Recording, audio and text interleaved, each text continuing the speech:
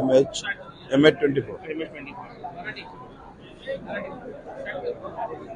Sir आज तुम्ही लिखित चोरा कार्यक्रमाला आलात. 2025चा खरं तर पहिला पत्रकारांचा कार्यक्रम आहे. इकडे येऊन कसं वाटतं? बघा, हा पत्रकारांशी माझ्या गेल्या 20 वर्षापासून जिव्हाळीची संबंध आहे आणि पत्रकार हा एक तिसरी आंख असतो.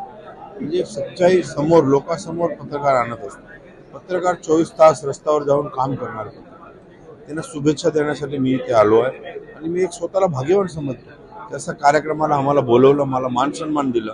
मी सर्व पत्रकारांचे खूप खूप आभार मानतो. साहेब, याच्याआधी समाजसेवेच्या माध्यमातून आपण समाजात होतो, परंतु आज तुम्ही आमदार आहात आणि आमदाराच्या माध्यमातून 2025च्या काही तुमच्यातले स्वप्न आणि 2025 मध्ये तुमच्या विभागामध्ये आम्हाला काय बदल मिळणार?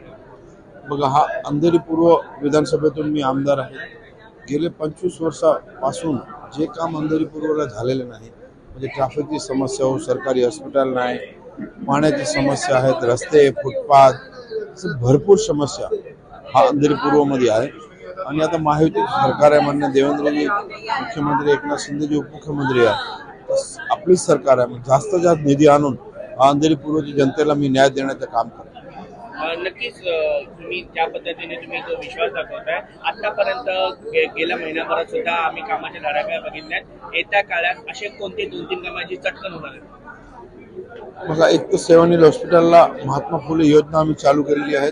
येत्या काळात लवकरच जे काम होणार आहे ते आम्ही एक 16 DP रोड आहे जो आज बंद आहे, त्यांना आम्ही उघडण्याचं काम करणार. DP रोडवर जे घर आहेत, बाधित घर आहे, त्यांना अंधेरी पूर्वमध्येच त्यांना शिफ्टिंग करून देणार आहेत. आणि 16 DP रोड उघडले की अंधेरीची ट्रॅफिकची समस्या पूर्णपणे शून्य होईल. आणि अंधेरीमध्ये जवळजवळ 6 लाख लोक रोज बाहेरून कामावर येतात, कारण शिफ्ट आहे, इंडस्ट्री एरिया जास्त असल्यामुळे. MIDC पुन्हा मुंबईत एकमेव अंधेरी पूर्व आहे जिथे MIDC आहे. म्हणून आम्ही जास्त ट्रॅफिकच्या समस्यावर भर देतो. DP रोड मुक्त करून ट्रॅफिक समस्या सोडवायचा प्रयत्न माझा राहील. धन्यवाद.